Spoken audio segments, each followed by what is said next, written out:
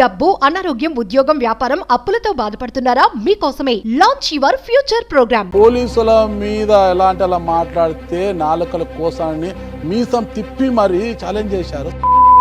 మాట్లాడినారు అనే మాటను అన్నప్పుడు తప్పు చేసిన వాడిని ఓల్డ్ టౌన్ సర్కిల్లో నిలబెట్టి తోలు తీసిన రోజు మిమ్మల్ని ప్రతి ఒక్కరు అనంతపురం జిల్లా ప్రజానికమంతా ఒక హీరోగా వివరించుకున్నారు. మీది ఒక వీడియో బయటకు వీడియో తీసుకొని మీదే అని, దాని తర్వాత ఇంటి అద్దె కట్టడం లేదా ఆయన మల్లికార్జునరావు బయటకు వచ్చి ఆందోళన చేయడం.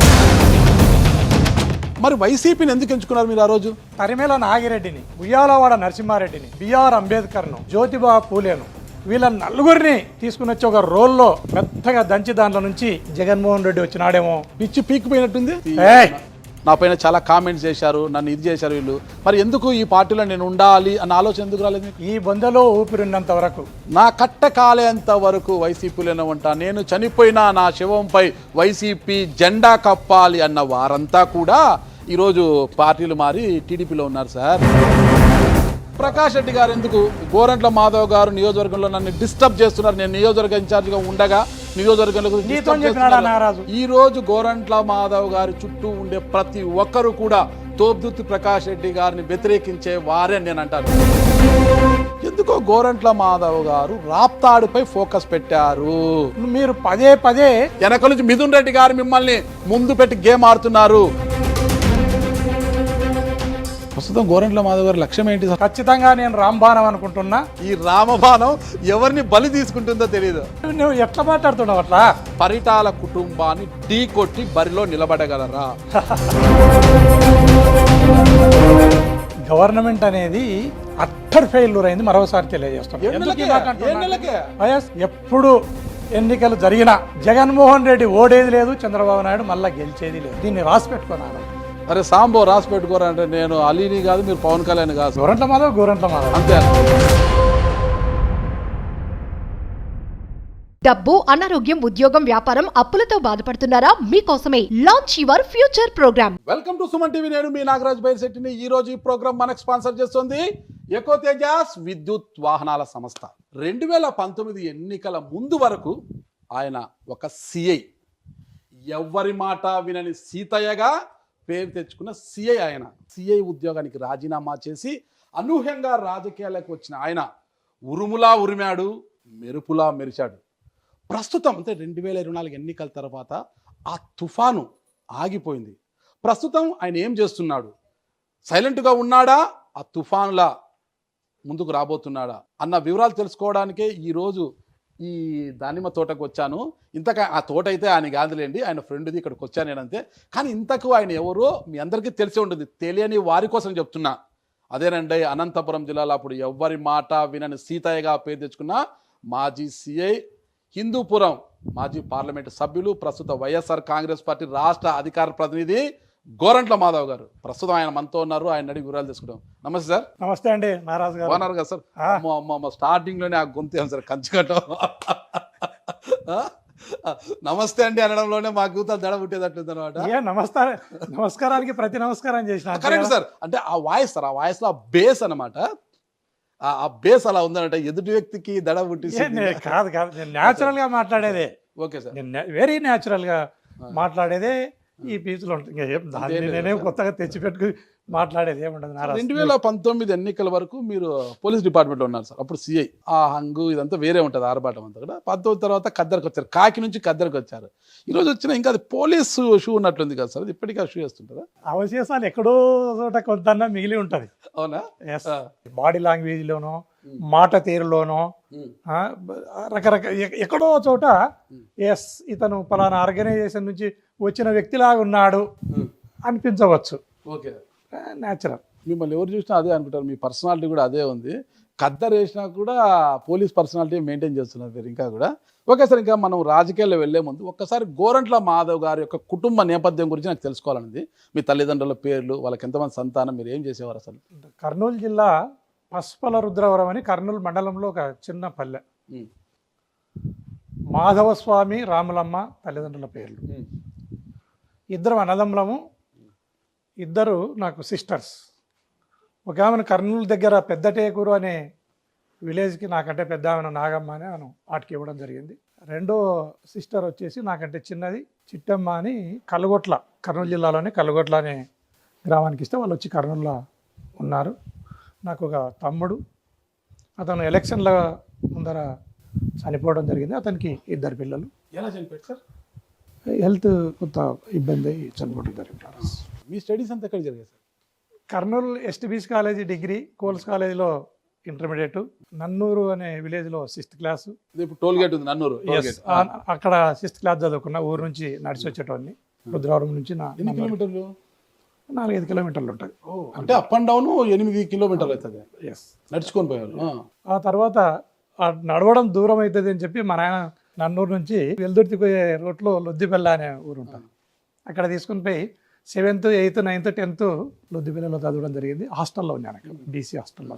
తర్వాత 1వ క్లాస్ నుంచి 5th క్లాస్ వరకు ఊర్లోనే. ఓకే. 10th రెగ్యులర్గా పాస్ అయ్యారా? లేదు, ఒక సబ్జెక్ట్ అర్థమవుతుంది.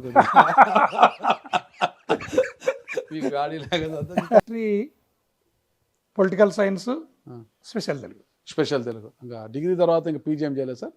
లా, ఎస్కే యూనివర్సిటీ. లా చేశారు మీరు? చట్టానికి 2 వైపులా పదనమాట. ఓకే.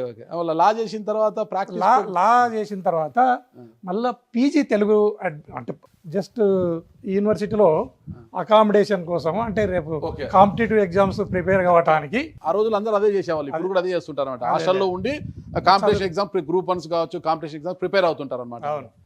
అదొక పునరావాస కేంద్రం అనమాట. దానికోసము పీజీ తెలుగు చేరడం జరిగింది.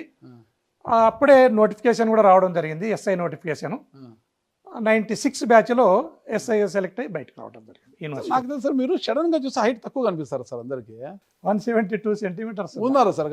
ఏమైనా మెయింటైన్ చేశారు అప్పట్లోనే అనిపిస్తుంది? ఏం లేదు కదా సార్? చేయలేరు సార్, అది ఇంపాసిబుల్. పరమ నిష్ఠాగరిష్ఠులైన వ్యక్తులే బోర్డులో ఉంటారు. ఈ రోజు కూడా ఎక్కడ కూడా పోలీస్ వ్యవస్థలో సెలెక్షన్ అనేది కలుషితం కాలేదు. ఈవెన్ కానిస్టేబుల్ సెలెక్షన్లు జరగని, ఎస్ఐ సెలెక్షన్లు జరగని, నాకు తెలిసినంత వరకు మెరిట్ విద్యార్థి ఒక 10 రూపాయల అప్లికేషన్తో ఎస్ఐ కాగలుగుతాడు, కానిస్టేబుల్ కాగలుగుతాడు. అసలు ఎవరు గవర్నమెంట్ ఉంటే వాళ్ళు కానిస్టేబుల్ ఎవడన్నా, ఈవెన్ నాకు తెలిసినంత వరకు మంత్రులు, ముఖ్యమంత్రులు కూడా వాళ్ళ కొడుకులను ఎమ్మెల్యేలను చేసుకోగలుగుతారే కానీ శాతగానాన్ని తెచ్చి ఎస్ఐని, కానిస్టేబుల్ని చేయలేరు. చేయలేరు. ఖచ్చితంగా మెరిట్ 100% పరమ నిష్ఠాగరిష్ఠులైన బోర్డులు ఉంటారు. సెలెక్షన్ ప్రాసెస్ అనేది చాలా ట్రాన్స్పరెంట్గా జరుగుతుంది. ఎక్కడ కూడా స్కోప్ ఇవ్వకుండా మెరిట్ విద్యార్థులు మాత్రమే, మెరిట్ ఉన్నోడు మాత్రమే, ప్రతిభావంతుడు మాత్రమే పోలీసు వ్యవస్థలోకి రాగలుగుతాడు. ఫస్ట్ పోస్టింగ్ ఎక్కడ చేశారు? జమ్మలమడుగు దగ్గర మైలవరం డ్యామ్. ఓకే. ఫ్యాక్షన్ ప్రాంతం అది. కొన్ని పల్లెలు, ఫ్యాక్షన్ పల్లెలు ఉన్నాయి. మైలవరం డ్యామ్లో 2 సంవత్సరాలు చేసిన. అదే అనమాట నేపథ్యము. అసలు మొట్టమొదటి పోస్టింగ్ ఫ్యాక్షన్ ఏరియాలో పడ్డారు కాబట్టి మీరు కూడా ఆ స్థాయిలో ఎవరి మాట విని సీతాయిగా మారిపోయారు. మీరు డిపార్ట్మెంట్లో పనిచేసిన చాలా వివాదాలకు కేర్ ఆఫ్ గా నిలుస్తుండేవారు సార్. అసలు ఎక్కడా కూడా ఏ పని చేసినా కూడా నేను రొటీన్ గా పోతుంటాను. వివాదం అని మీరు పోలీసులో ఉన్నప్పుడు వివాదం అంటారు, ఎక్క పాలిటిక్స్ లేక వచ్చినాక వివాదం అంటారు, ఎక్కడ చూడు వివాదం అని మీరు అంటారు. కానీ నేను రొటీన్ గానే ఉంటాయి, ఏం తేడా ఉండదు. అంటే ఎందుకంటే నాకు మీరు అప్పుడప్పుడే పరిచయం. అనంతపురం ఏదో పోస్టింగ్ వచ్చారు. మా కజిన్ తిరుపతిలో ఎస్ఐ పేరెందుకు వచ్చేటప్పుడు అడిగాను. మాటల్లో సందర్భం వచ్చి ట్రాన్స్ఫర్ జరిగాయంట కదా, మొన్న ఇట్లా గోరంట్ల మాధవ్ గారని అనంతపురంకి వచ్చారు. ఎట్లంటే అబ్బా ఆయననా సీనియర్, అమ్మో ఆయనతో చాలా ప్రమాదం ఉందా, కొద్దిగా వెంటలు ఎవరి మాట విండు, కొద్ది వెంటలు అని. ఏమంటే అమ్మమ్మ చాలా సిన్సియరు, ఆనెస్ట్ ఆఫీసర్, కానీ ఎవరి మాట విండు, ఎక్కడ పని చేసినా కొద్ది కాలమే తట్టుకోలేరు ఆయన్ని అన్నాడు. నిజంగా నేను చూశాను అనమాట. నిజంగా మిమ్మల్ని చూశాను, ఆ ఫెరోషిస్ అదంతా కూడా చూశాను. ఎందుకు డిపార్ట్మెంట్కి వచ్చింది అలా అనిపిస్తే? మీకు ముందు నుంచి అలా ఉండేవారు మీరు? అసలు నేను పుట్టి పెరిగిన వాతావరణం అనండి, లేదా నేను చదువుకున్న ఇన్స్టిట్యూషన్స్ అనండి, వీటినల్ల నేను సున్నంగా కొంతవరకు నిశ్చితంగా చూసుకుంటూ వస్తే పోలీస్ వ్యవస్థ అనేది గట్టిగా ఉంటే సగం సమస్యలు పోలీస్ చేతిలోనే సాల్వ్ అయిపోతాయి. దౌర్జన్య పరులను ఎక్కడ ఎంటర్టైన్ చేయరాదు. సామాన్యమైన మనిషి పోలీస్ స్టేషన్కి నిర్భయంగా రావాలా. సామాన్యమైన ప్రజలు నాకు పలానా పోలీస్ ఆఫీసర్ ఉన్నాడు నా ఏరియాలో, నాకు పూర్తి స్థాయిలో భద్రత ఉంది అనే ఫీల్ కావాలనే ఆలోచన కలిగిన వాడిని. Friendly police. ఓకే సరే, ఆ క్రమంలో భాగంగా మీ మీద వివాదాలు వచ్చినాయి, అవన్నీ పక్కకు పోతే అసలు ఆ రోజు 2014లో తెలుగుదేశం పార్టీ అధికారంలో ఉంది, మీరు చూసే సిఐఏ, ఎప్పుడు పోలీస్ ఏ స్థాయిలో ఉన్నా కూడా ఖద్దరికి స్థలం కొట్టక తప్పదు, ఖద్దర్ ఈజ్ ద మెయిన్, ఓకేనా? మరి అలాంటి ఖద్దరికి ఛాలెంజ్ చేస్తూ ఆ రోజు ఆయన ఏదో పెద్ద ఆయన పోలీసు గురించి ఏదో మాట్లాడాడు. 14 కాదు 19లో, అదే 18 అదే 19కి ముందు, 14 నుంచి 19 వరకు టీడీపీ అధికారంలో ఉంది. మీరు చూసే పోలీస్ యూనియన్ గౌరవ అధ్యక్షుడు ఏదో ఉన్నారు మీరు, ఓకే, త్రిలోక్ గారు అధ్యక్షుడుగా ఉన్నారు, ఐ థింక్ మీరు గౌరవ అధ్యక్షుడు అనుకుంటాను నేను అప్పుడు. నేను వైస్ ప్రెసిడెంట్ ఉన్నారు మీరు. ఏ ధైర్యంతో మీరు ఆ రోజు వచ్చి అసలు మీరు నా పోలీసుల మీద ఎలాంటి అలా మాట్లాడితే నాలుకల కోసాన్ని మీసం తిప్పి మరి ఛాలెంజ్ చేశారు, అసలు ఏంటి ఆ ధైర్యం ఎక్కడి నుంచి వచ్చింది? ఆ రోజు ఆ పరిస్థితులు పోలీసు పూరా డిమోరలైజ్ అయ్యే పరిస్థితి ఉంది, తప్పని పరిస్థితి, ఖచ్చితంగా మాట్లాడాల్సిన పరిస్థితి ఉంది. కాబట్టి ప్రెస్ మీట్ పెట్టడం జరిగింది. ఇట్లా రొటీన్గా ప్రెస్ మీట్ పెడితే ఆ ప్రెస్ మీట్లో పోలీసు వాళ్ళను మాటను మాట్లాడినారు అనే మాటను అన్నప్పుడు స్పాంటేనియస్గా అన్నారు, సడన్గా నేనున్నా రోజు అతను ఎవరైతే విలేకరు ఉన్నారో అతను ఆ మాటను అన్నప్పుడు నాకు కూడా సడన్గా నేను కూడా కొంత ప్రొవోక్ అయి దానికి సమాధానం చెప్పవలసిన పరిస్థితి ఏర్పడింది. అందులో భాగంగానే ఆ మాట వచ్చింది తప్ప వ్యక్తిగతంగా నాకు వాళ్ళకు పగా లేదు, శత్రుత్వం లేదు, ఇది అందరికీ తెలిసిన విషయం. కానీ అది అప్పటి వరకు జిల్లాలో జేసీ ఫ్యామిలీ అంటే కొంత భయపడేవారే, అధికారులు కావచ్చు సామాన్యులు కావచ్చు. అంటే జేసీ దివాకర్ రెడ్డి మీదే మీసాలు దిపడి ఎవరానైనా పోలీస్ అని రాష్ట్ర వ్యాప్తంగా ఒక పెద్ద చర్చకైతే దారిచింది. జేసీ వాళ్ళ పైన తొడగొట్టాడంటే మీసాలు తిప్పాడంట అనేది అది ఎక్కడికెక్కడ వెళ్ళిపోయింది. అయితే దాని తర్వాత మీరు ఒక హీరోగా మారిపోయారు. ఇరు పార్టీలు, ఇటు టీడీపీ కావచ్చు ఇటు వైసీపీ కావచ్చు, ఇద్దరు కూడా ఆ రోజు మీకు టికెట్ ఇవ్వడానికి సిద్ధంగా ఉండారు, ఓకేనా? మరి వైసీపీని ఎందుకు ఎంచుకున్నారు మీరు ఆ రోజు? ఒకసారి క్షుణ్ణంగా గమనిస్తే నాగరాజు, గౌరవ మాజీ ముఖ్యమంత్రి వర్యులు జగన్మోహన్ రెడ్డి గారిని మనం బాగా నిశితంగా గమనిస్తే ఆయనలో ఒక తరిమేల నాగిరెడ్డిని, ఉయ్యాలవాడ నరసింహారెడ్డిని, బిఆర్ అంబేద్కర్ను లేదా జ్యోతిబా పూలేను, వీళ్ళ నలుగురిని తీసుకుని వచ్చి ఒక రోల్లో వేసి రోకల బండ తీసుకుని మెత్తగా దంచి దాంట్లో నుంచి మనం తీస్తే జగన్మోహన్ రెడ్డి వచ్చినాడేమో అనే భావన కలుగుతుంది మనం బాగా పరిశీలిస్తే. ఎస్, పిచ్చి పీకిపోయినట్టుంది. ఎస్, నో, ఇంతమంది మేధావులని జగన్మోహన్ రెడ్డి గారితో మీరు పోలుస్తున్నారు. ఎస్, 100% మాధవ్ గారికి ఏమన్నా? నో 100% నేను కరెక్ట్ గా ఉన్నారు కదా? 100% కరెక్ట్ ఉన్నారు, దాంట్లో మళ్ళీ తిరిగేలేదు. మానసిక పరిస్థితి గోరంట్ల మాధవ్తో మాట్లాడుతున్నాం, మానసిక పరిస్థితి అదే నాకు తెలుసు. ఓకే, స్టబన్ గా, ఎందుకంటే ఇంతమంది మేధావులు వచ్చి రోడ్లో రుద్దితే జగన్మోహన్ రెడ్డి గారు అంటే నాకు కొంత ఆందోళన అయింది. దాని మీద కట్టుబడి ఉంటాం. ఇదే మాట దీని మీద ఎందుకు కట్టుబడి ఉంటా అనేది కూడా ప్రజా సంఘాలు కావచ్చు, ఎవరైనా దీని మీద బజార్ రోడ్డు మీదకి వస్తారు వాళ్ళు రాని తరిమల నాగిరెడ్డి కావచ్చు, ఇంకా వీళ్ళందరూ అన్నారు మీరు వాళ్ళని ఏం మాట్లాడుతున్నాను కలిపి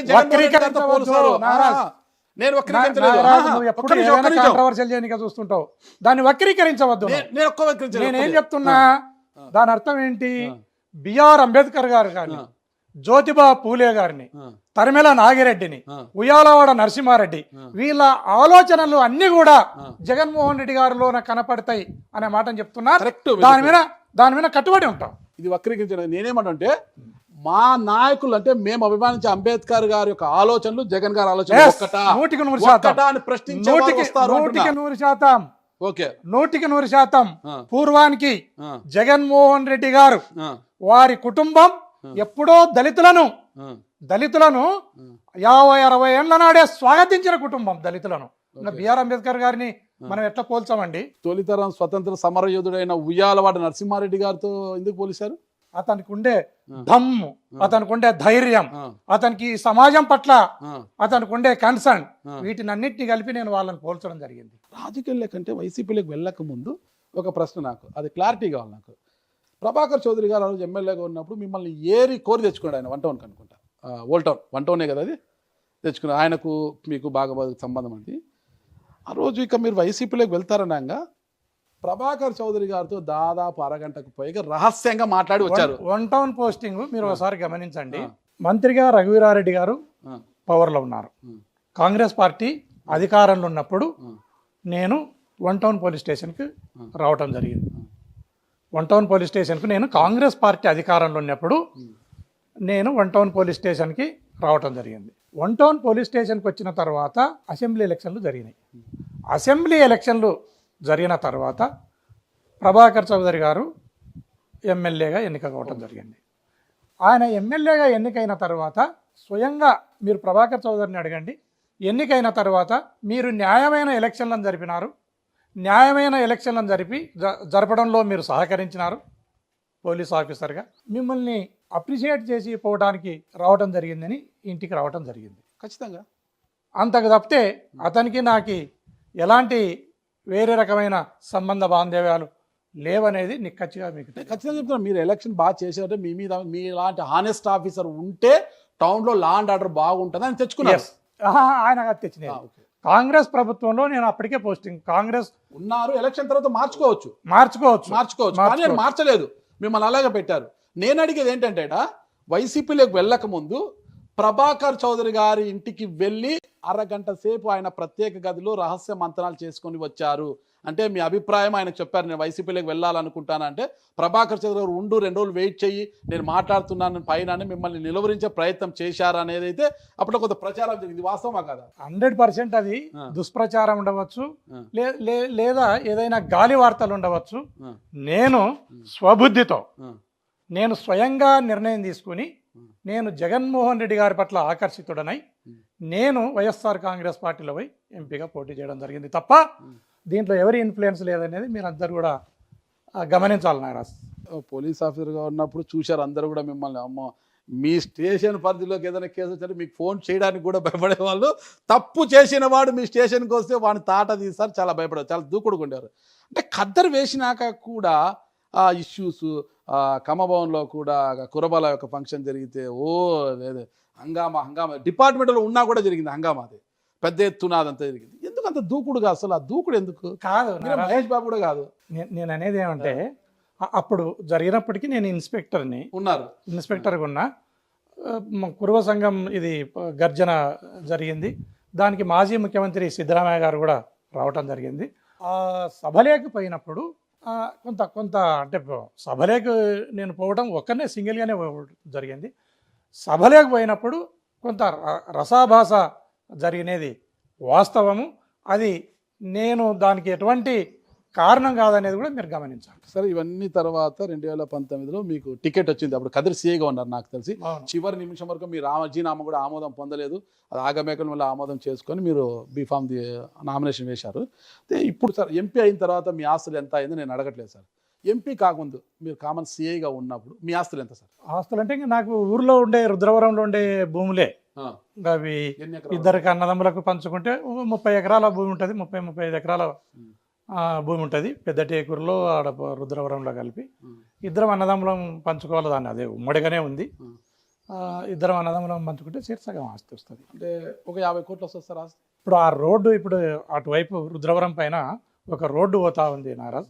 ఆ రోడ్డు పోతే ఏమైనా ఆస్తులకు విలువ వస్తే నువ్వు చెప్పినట్ల కొంత విలువ వస్తుంది, లేదంటే ఇంకా వ్యవసాయానికి పనికొచ్చే ఈ రోజుకి ధర లేదు. అది అంటే 2019 మీకు వస్తాయి అంటే ప్రభుత్వం నెల ఇచ్చే జీతంతో బ్రతికే కుటుంబం మీది, మీకు ఒక ఫ్యామిలీ ఉంది.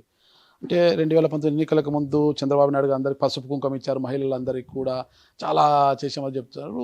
ఎటు అనేది ఇంకా అటు ఇటు పాలిపోలే, అంటే జగన్మోహన్ రెడ్డి పాదయాత్ర చేసింది అటా ఇటా అని జరుగుతుంది. అసలు ఏ ధైర్యంతో మీరు ఉన్న సిఐ ఉద్యానికి రాజీనామా చేసి ఎంపీగా నామినేషన్ వేసేశారు? అసలుకి ఒకవేళ బొమ్మ ఇటు తిరుగుబడి ఉంటే ఏంటి పరిస్థితి, మీ ఫ్యామిలీ పరిస్థితి ఏంటి? అసలు ఏమైతుంది? ఇంకా నేను అన్నిటికీ సిద్ధపడే వచ్చింటా కదా, సిద్ధపడచ్చు. మీ ఫ్యామిలీ కూడా ప్రిపేర్ చేసింటా కదా, ఫ్యామిలీ కూడా ప్రిపేర్ చేస్తా. ఆ రోజుకు తల్లిదండ్రులు ఉన్నారు, నా తమ్ముడు ఉన్నాడు, రాజకీయాలకి ఎంటర్ అయ్యేటప్పటికి సిస్టర్స్ ఉన్నారు, భార్య పిల్లలు ఉన్నారు.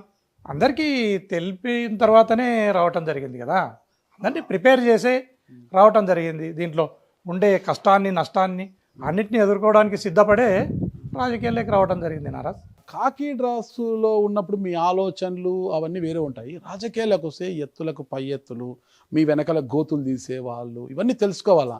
ఇవన్నీ తెలియకుండానే మీరు రాజకీయాలకు వచ్చేసారేమో అనిపిస్తుంది. ఎట్లా ఎందుకు ఆ మాట అనుకుంటాం? అంటే తప్పు చేసిన వాడిని ఓల్డ్ టౌన్ సర్కిల్లో నిలబెట్టి తోలు తీసిన రోజు గోరంట్ల మాధవ్ గారు తప్పు చేసిన రౌడీ షీటర్ అనేవాడు ఎవడైతే తప్పు చేసి ప్రజల్ని భయభ్రాంతులకు గురి చేస్తున్నాడో అలాంటి వారిని ఓల్డ్ టౌన్ సర్కిల్లో ఒక సీఏగా మీరు వాడిని తోలు తీసిన రోజు మిమ్మల్ని ప్రతి ఒక్కరు అనంతపురం జిల్లా ప్రజానికమంతా ఒక హీరోగా వివరించుకున్నారు. మగవాడయా సీఏ, ఎవరికి బెదరలేదయా అంటే అప్పుడు మీ మీద పొలిటికల్ ప్రెజర్ వచ్చింది, వదిలిపెట్టమని అయినా వినలేదు, తప్పు చేసిన పనిష్ చేయాల్సిందని తోలు తీశారు. చాలా అందరూ కూడా ఆనందించారు. ఫ్యామిలీస్ ఉన్నారు, అందరికీ కూడా మీద ఒక వీడియో బయటికి న్యూడ్ వీడియో తీసుకో అది మీదే అని, అది దాంట్లో ఎంత దుమారమైంది, ఫ్యామిలీ ఎంత సఫర్ అవుతుందని అందరికీ తెలుసు ఒక ఫ్యామిలీ. దాని తర్వాత ఇంటి అద్దె కట్టడం లేదా ఆయన మల్లికార్జునరావు బయటకు వచ్చి ఆందోళన చేయడం, మా ఇంటి అద్దె దౌర్జన్యంగా ఉంటున్నాడు అనే విషయంలో అయితే ఇలాంటివన్నీ కప్పిపుచ్చేసి ఓకే అధిష్టానం దృష్టికి పోయింది, అధిష్టానము మీ మీద ఏం చర్యలు తీసుకోలేదు, ఏదో చెప్పి పంపించినట్టుగానే ఉంది.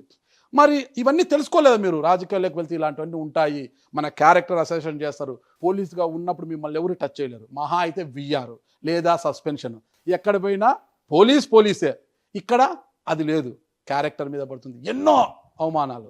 వీటికి ఏం సమాధానం చెప్తారు మీరు? నా ఫీలింగ్, నా కాన్ఫిడెన్స్, నేను ఎప్పుడూ హీరోనే. సమాధానం చెప్పడానికి కానీ మీరు ప్రశ్నలు అడగడానికి కానీ ఇది ప్రజలు వినడానికి కానీ సహేతుకమైన ప్రశ్నలను నువ్వు అడగటం లేదు అని నేను భావిస్తున్నాను. పాడిన పాటనే పాడాకురా పాసిపల్ల దాసరి అన్నట్లు నువ్వు పాడిన పాటనే ఆ వీడియో అని చెప్పి నువ్వే కాదు ఎవరైనా ఈ వీడియో అది ఫేక్ అనేది తేలిపోయింది. ఫేక్ అనేది తేల్చడమే కాకుండా దాని మీద నేను ఆల్రెడీ ప్రెస్లో మాట్లాడడం జరిగింది. అది యావత్తు ప్రపంచంలో చూసిన విషయమే, తెలిసిన విషయమే నారాజు. దానిని మీరు పదే మాట్లాడి దాన్ని మళ్ళా ప్రజల్లో నమ్మించడానికి ప్రయత్నం చేస్తున్నారేమో అనిపిస్తుంది నాకు. మీరు అయిపోయింది కదా సార్, ఎవరు సార్ నేను ఇక్కడ ఆ వీడియో మీద ఎలా అనేది నేను అడగలేదు. ఇక్కడ రాజకీయంగా వచ్చినప్పుడు వెనకల గోతులు తవ్వే వాళ్ళు ఉంటారు, మిమ్మల్ని బదనాం చేయడానికి ఒక వీడియో చెప్పండి సృష్టించారా లేదా ఏంటి, ఇవన్నీ తెలుసుకోవాలి కదా, రాజకీయాల్లోకి వచ్చే ముందు ఇలా చేస్తారనేది నేను అడిగాను. నేను ఏ రకంగా ప్రశ్నను తీసుకుని వస్తున్నావు, ఏ రకంగా సమాధానాన్ని తీసుకోవాలనే భావన నీకుందో నాకు అర్థమవుతా ఉంది. నాకు అర్థం కాక కాదు నారాజు, నేను అనేది అది ఒక ముగిసిన అధ్యాయం. దాని మీద ఆల్రెడీ నేను ప్రెస్ మీట్ పెట్టినాను, దానిపైన ఆల్రెడీ మాట్లాడినాను, దానిపైన ఆల్రెడీ పోలీస్ వ్యవస్థ కూడా మాట్లాడడం జరిగింది, అందరు జరిగి అది ఒక ముగిసిపోయిన అధ్యాయాన్ని మళ్ళీ నువ్వు తెర మీదకి తెచ్చి లేని ఆలోచనను, నువ్వు అడగకూడని ప్రశ్నను, నేను చెప్పకూడని సమాధానాన్ని, ఇది ప్రజలు వినడానికి ఇంకా ఇదే పంచాయతీ ఎవరైనా ఇదే అడుగుతుంటారు అనే భావన ప్రజల్లో కూడా తీసుకొస్తున్నారు మీరు. సరే వీడియో విషయం అయితే నేను వాంటెడ్గా లేదు, ఒకవేళ మీరు హర్ట్ అయినట్టే సారీ. కానీ మల్లికార్జునరావు ధర్నా చేయడాన్ని కూడా ఆ రోజు పత్రికల్లో చాలా ఇది రాశారు, ఎంపీ గౌడి దౌర్జన్యంగా ఉన్నాడు, ఆయన ధర్నా చేస్తున్నాడు, అద్దెలు కట్టడం. అతన్ని మల్లికార్జున రెడ్డిని కూడా నువ్వు పోయి స్వయంగా ఇంటికి పోయి అడుగునారా? నేను ఆ ఇంటిని జిఎంఆర్ అని ఒక ముత్యాలరెడ్డి ఫంక్షన్ హాల్ ఉంటే ఆ ఎలక్షన్లకు ముందు ప్రచారం కంటే ముందు ఆ ఇంట్లో ఆ జిఎంఆర్ ఫంక్షన్ హాల్లో ఉండడం జరిగింది. అక్కడి నుంటే నేను ప్రచారం చేయడం జరిగింది. అక్కడనే నేను భార్య పిల్లలతో కూడా అక్కడనే ఉండడం జరిగింది. అప్పుడు నాకు ఇల్లు లేని పరిస్థితుల్లో మల్లికార్జున రెడ్డి ఇల్లును పిలిచి ఇవ్వడం జరిగింది. నువ్వు ఇల్లు కట్టుకునే వరకు లేదా ఇల్లు కొనేంత వరకు దీంట్లో ఉండు సార్ అనే మాట చెప్పడం జరిగింది. నువ్వు స్వయంగా పోయి కూడా మల్లికార్జున రెడ్డిని అడుగు, నేను అబద్ధం చెప్పాను. కాకపోతే 2 సంవత్సరాల తర్వాత నాకు ఇల్లు దొరకటం లేదు, పెద్ద ఇల్లు దొరకాల, గన్మెన్లు ఉంటారు లేదా విజిటర్స్ వస్తారు, నాకు అంతా కొంచెం పెద్ద ఇల్లు దొరకాల. ఆ ఇల్లు చూసుకునే క్రమంలో కొంత లేట్ జరిగింది, అతనికి నాకు కొంత రప్చర్ జరిగినది నిజమే, కానీ దాంట్లో ఎలాంటి దౌర్జన్యం లేదు, ఎలాంటి దుర్మార్గం లేదు. ఈ మాట నువ్వే మల్లికార్జున రెడ్డిని కూడా అడగండి. ఒక హీరోలాగా వచ్చిన మీరు ఎంట్రీ ఇచ్చారు 19 నుంచి 24 వరకు, అంటే ఒక సిఐగా మీ మార్కు చూపించారు డిపార్ట్మెంట్లో. మరి 5 ఏళ్ల పాటు ఒక ఎంపీగా మీరు చూపించిన మార్క్ ఏంటంటే ఏం చెప్తారు? మనకు నేను కొత్తగా ఎంపీ అయిన కొత్తలో ఒక 5-6 నెలల పాటు ఈ వ్యవస్థకు అలవాటు పడడానికే ఒక 5-6 నెలలు ఖచ్చితంగా ఉంటుంది. నేను కొత్తగా రాజకీయాలు లేకొచ్చినోని కాబట్టి. తర్వాత 1-2 సంవత్సరాల్లోనే, 1 సంవత్సరం లోపట్నే కరోనా రావటం జరిగింది. కరోనా కాలంలో మనం ఏమీ చేయలేకపోయినాం. ఒక 10-15 కోట్ల 25 కోట్లు రావాలా ప్రతి సంవత్సరం, 5 కోట్లు ఎంపీ నిధులు రావాలి, ఎంపీ ల్యాడ్స్ రావాలా. 15 కోట్లు మాత్రమే రావటం జరిగింది. 15 కోట్లను అన్ని నియోజకవర్గాలకు సమానంగా అంటే ఏదైనా కొంత వెనుకబడిన ప్రాంతం ఉంటుంది, ఆ వెనుకబడిన ప్రాంతానికి కొంత ఎక్కువ తక్కువ అందరికీ సమానంగా డిస్ట్రిబ్యూట్ చేయడం జరిగింది. ఈ జిల్లాలో వచ్చిన రోడ్లను ఆ కన్సర్న్డ్ ఎమ్మెల్యేలను అడగండి, నేను స్వయంగా గడ్కరీ దగ్గరికి పిలుచుకొని పోయి ఆ ఎమ్మెల్యేలను రిప్రజెంటేషన్స్ ఇచ్చి ఎక్కడ ఏమి రోడ్లు కావాలనో ఆ రోడ్లనల్ని ఇప్పుడు ఈరోజు ఈ 5 సంవత్సరాలలో ఏవైతే రోడ్లు ఎస్టాబ్లిష్ అయినాయో, రోడ్లు తయారైనాయో, ఆ రోడ్లకు అన్నిటికి కూడా నేను గడ్కరీ గారి దగ్గర తీసుకుని పోయి నేను రిప్రజెంటేషన్, ఈవెన్ మీరు పుట్టపర్తి అయినా అడగండి, ధర్మవరం అయినా, నువ్వు ఏ ఎమ్మెల్యేనైనా అడగండి, నేను స్వయంగా తీసుకుని పోయి రిప్రజెంటేషన్స్ను ఇచ్చే ఆ రోడ్లను తీసుకురావటం జరిగింది. అది మార్కు కాదన్నారా? ఓకే, అంటే ఒక ఎంపీగా మీరు చేసిన మార్కే నేను ఒప్పుకుంటా ఈ విషయంలో. ఎందుకంటే ఎవరైనా ఒక స్థాయికి వచ్చిన వెంటనే కన్నా తల్లిదండ్రులను చూసే పరిస్థితి లేదు, ఇంకా ఊరిని ఏం గుర్తుపెట్టుకుంటారనే పరిస్థితి. కానీ మీరు అనంతపురం జిల్లాకు వచ్చి ఉద్యోగం చేసి ఇక్కడే ఎంపీ అయిన తర్వాత మీ స్వగ్రామాన్ని గుర్తుపెట్టుకొని, స్వగ్రామానికి సరైన రోడ్డు లేకపోవడంతో కర్నూలులో మాట్లాడి అక్కడ ఒక తార్ రోడ్డు కూడా వేయించారు. అది నేను చూసాను. అక్కడ వెళ్ళినప్పుడు, నేను వేరే ఇంటర్వ్యూ కోసం వెళ్ళినప్పుడు రోడ్డు బాగుందబ్బా అంటే అక్కడ వాళ్ళు చెప్పారట, అక్కడ మీ అనంతపురం ఎంపీ మాకు అదే హిందూపురం ఎంపీ గోరంట్ల మాధవ్ గారు వేయించారు. ఆయన ఎందుకు వేయించాడు, ఆయనకి ఏం సంబంధం ఏంటి, వాళ్ళ ఊరు ఇక్కడే కాదు సార్, ఆయన అదే పనికి వేయించాడు సార్, ఆయన పుణ్యం అంటూ మాకు అంత హ్యాపీగా ఉంది సార్ అన్నారట. ఎందుకు అసలుకి మీ ఊరికి రోడ్డు వేయించాలని ఆలోచన ఎందుకు వచ్చింది అక్కడ? నేను పుట్టి పెరిగిన ఊరు, ఉన్న ఊరు, కన్న తల్లి, ఇవి రెండు సమానము అనే భావన ఉన్నవాడిని. ఖచ్చితంగా నేను పుట్టిన గ్రామానికి ఏదో ఒకటి చేయాలన్న ఉద్దేశంతో నేను ఆ కన్సర్న్డ్ ఆఫీసర్స్ను అడగడం కానీ, లేదా ఆ కన్సర్న్డ్ ఎంపీలను అడిగి ఆ రోడ్డును వేయించడం జరిగింది. అయితే 2024 వచ్చేసరికి మిమ్మల్ని కాదని బళ్ళారికి చెందిన అసలు ఈ నియోజకవర్గానికి కావచ్చు ఈ జిల్లాకే పరిచయం లేని బళ్ళారి మాజీ మంత్రి శ్రీరాములు చెల్లెల్ని అక్కనో చెల్లెలు ఆమెను తీసుకొచ్చి ఇక్కడ అకామిడేట్ చేశారు. కారణం ఏంటి? అసలు మీకు టికెట్ ఇవ్వకపోవడానికి బలమైన కారణం ఏంటి?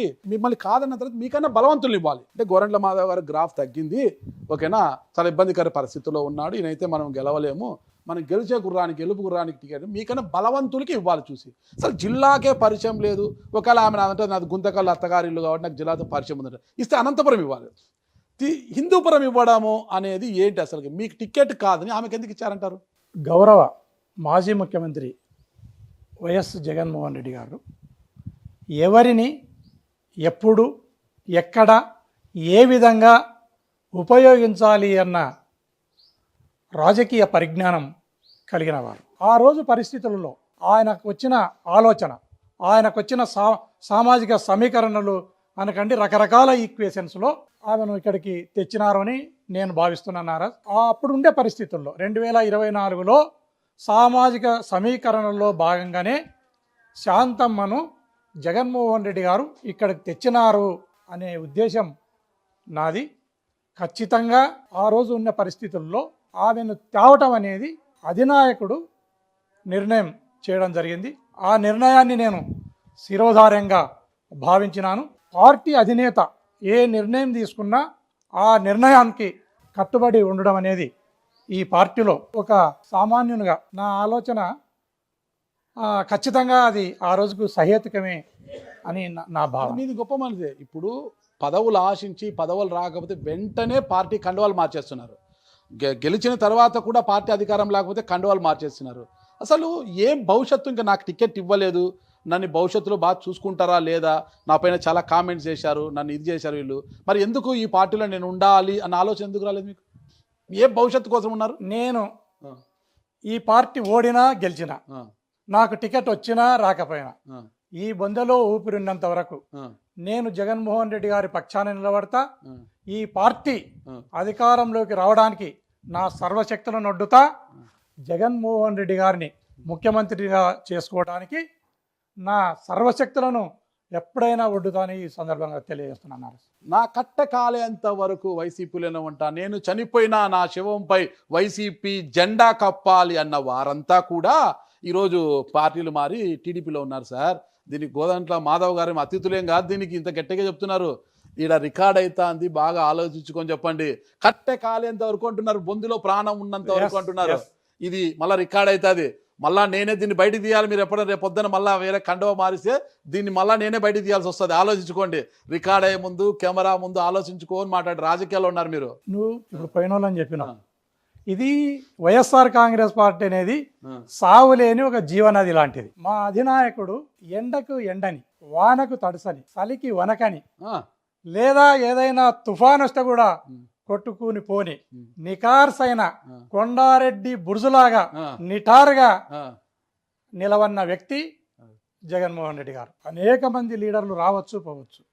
నేను మళ్ళీ ఒకసారి కూడా చెప్తున్నా, ఈ పార్టీ వైఎస్ఆర్ కాంగ్రెస్ పార్టీ అనేది సావులేని జీవనది లాంటిది. దీనికి ఎటువంటి పరిస్థితుల్లో ఇది శత్రు దుర్భేద్యమైన పార్టీ. దీన్ని ఎవ్వరూ ఏం చేయలేదు నారాజ్. ఇది ఖచ్చితంగా ఎప్పుడు ఎన్నికలు జరిగినా, ఎప్పుడు ఎన్నికలు వచ్చినా, ఈ రోజు నుంచి 2029 లోపల ఎప్పుడు ఎలక్షన్లు వచ్చినా జగన్మోహన్ రెడ్డి ఓడేది లేదు, చంద్రబాబు నాయుడు మళ్ళీ గెలిచేది లేదు. ఇది కరాఖండిగా చెప్తాం. మేము పార్టీ రాత్రి ఎక్కడ పడుకున్నారు మీరు? రాత్రి ఎక్కడ పడుకున్నారు? ఇంట్లో పడుకున్నా. ఇంట్లోనా? అంటే బాగా కళలు వస్తాయి మీకు? ఏం కలలేదు. ఏం రావా కళలు అంతా? ఆయన ఆంజనేయ సూత్రం ఏదన్నా చదువుకొని పడుకుంటారు? మామూలుగానే ఉంటారు. మామూలుగా నేనే ఆంజనేయుడు. కళలో ఏమన్నా కలవరిస్తుంటే మేడం ఏమన్నా లేపారేమో? నేనే ఆంజనేయుడు ఉన్నట్ట. నన్ను తలుచుకుంటేనే చాలా మందికి భయం పోతుంది. ఇంకా నాకే మీరే ఆంజనేయుడు, మిమ్మల్ని తలుచుకుంటేనే భయం పోతుంది. అదే పక్కా. ఓకే. నేను పార్టీని మీరన్నారు సావు లేని జీవనది, నేను పార్టీని ఏమి అనలే, నేనేం అనలే. నువ్వు వాళ్ళు పోయి వీళ్ళు పోయి బెదిరిస్తలేవా? నేను బెదిరించలే. వాళ్ళు పోయిన వీళ్ళు పోయినారు అంటున్నా. వాళ్ళు పోయినారు వీళ్ళు పోయినారు ఏం నమ్ముకొని ఉంటున్నావు అంటే అన్నావు. గోరంట్ల మాధవ్ గారికి 2024లో టికెట్ రాలేదు. మళ్ళా కూడా 2029కి కూడా గోరంట్ల మాధవ్ గారికి తూచ్ నువ్వు లేదు, నీకు టికెట్ లేదు, నువ్వు అలా పక్క నుండు పెడితే పార్టీ ఓడినా గెలిచినా గోరంట్ల మాధవ్ టికెట్ వచ్చినా రాకపోయినా గోరంట్ల మాధవ్ బొందెలో ఊపిరినంత వరకు ఈ పార్టీలోనే ఉంటాడు. ఈ పార్టీ శ్రేయస్సు కోసం 6 నిమిషాలు కష్టపడతాడని డబల్ రికార్డ్ చేయండి అమ్మా. ఇది పనికి వస్తుంది మనకు. డబల్ రికార్డ్ చేయండి. ఇట్లా రాజకీయ నాయకులు చాలా చూసాం మనము. బాగా రికార్డ్ చేయండి అమ్మా. ఇది మళ్ళీ బయట దిద్దాం దీన్ని. ఓకేనా? ఓకే సరే, బాగానే సార్. అసలు చాలా దూకుడుగా పార్లమెంట్లో అనుకుంటా రఘురామకృష్ణరాజు గారి మీద ఏదో కొద్దిగా ముందుకు పోయారు, దూకుడు పోయారు. ఎక్కడ పోయినా మీ దూకుడు అంతేనా? లేదు, ఆ రోజు ఏంటంటే ఈ పార్టీ నుంచి ఎన్నికై ఆ రోజు ఆయన అసభ్యంగా మాట్లాడడం జరిగినప్పుడు కోపం వచ్చి కొంత వాగ్వివాదం జరిగినది వాస్తవమే నారాజ్. అదేం దూకుడుగా నేను భావిస్తలేను. అధినాయకుడిని మాట్లాడినప్పుడు నేను కొంత రెస్పాండ్ అయినది నిజమే. నేను జవాబుదారి కాబట్టి నేను పైకి ఎక్కేసారు ఒకటి సార్ అంతా. అది కాదు, అది పార్లమెంటులో ఎవరో కొంత నేరస్తులు పార్లమెంటులోకి వచ్చినప్పుడు అది పోలీస్, అది మీకు అప్పుడు కూడా మంచి ప్రశంసలు కూడా వచ్చాయి. ఎక్కడున్నా పోలీస్ అనేసి మన పోలీసులు. ఏం సార్ ఆ రోజు ఎపిసోడ్ ఏం సార్ అది? ఏం లే, నేను ఆ రోజు 0 ఓవర్లో నేను మాట్లాడేది ఉంది. మాట్లాడి అయిపోయిన తర్వాత ముందు కూర్చుని ఉన్నాను. వెనక నుంచి వాడు దూకడం జరిగింది, ఇంకోటి దూకడానికి ప్రయత్నం చేస్తున్నాడు. గ్యాలరీలోంచి దూకారు. ఆ క్రమంలో ఇట్లా వెనక్కి తిరిగి చూస్తే వాడు స్పీకర్ వైపు వాడు పరిగెత్తుకుని వస్తున్నాడు. వాడిని పట్టుకోవడానికి ఇవ్వడం జరిగింది. వాడు తప్పించుకుంటే ఇంకో ఎంపీ వాళ్ళని కన్ఫైన్ చేయడం జరిగింది. కన్ఫైన్ చేసిన అందరు నేను కూడా పోయి 4 ఏట్లు కొట్టి సెక్యూరిటీ పట్టడం జరిగింది. చూసే కరెంటు తీగలాగా ఉంటారు సార్ మీరు.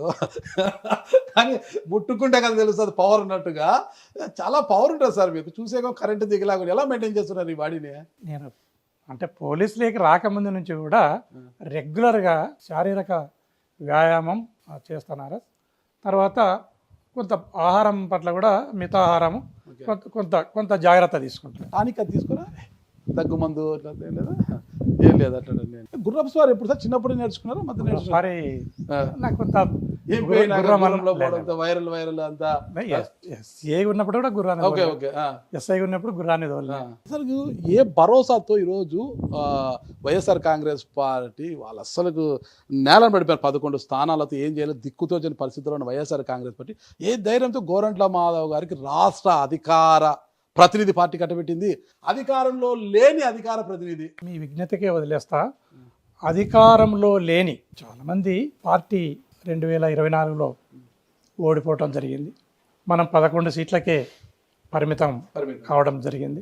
మాజీ ఎంపీలకు, మాజీ ఎమ్మెల్యేలను, మాజీ మంత్రులను వారికి ఎవరి స్థాయికి తగినట్ల వాళ్లకు పార్టీ పదవులను ఇచ్చి పార్టీని బలోపేతం చేసే దిశగా, క్యాడర్ని బలోపేతం చేసే దిశగా పార్టీ నిర్ణయాలు తీసుకోవటం జరిగింది. అందులో భాగంగానే నాకు కూడా అధికార ప్రతినిధి అనేది ఇవ్వటం జరిగిందని నేను భావిస్తున్నాను.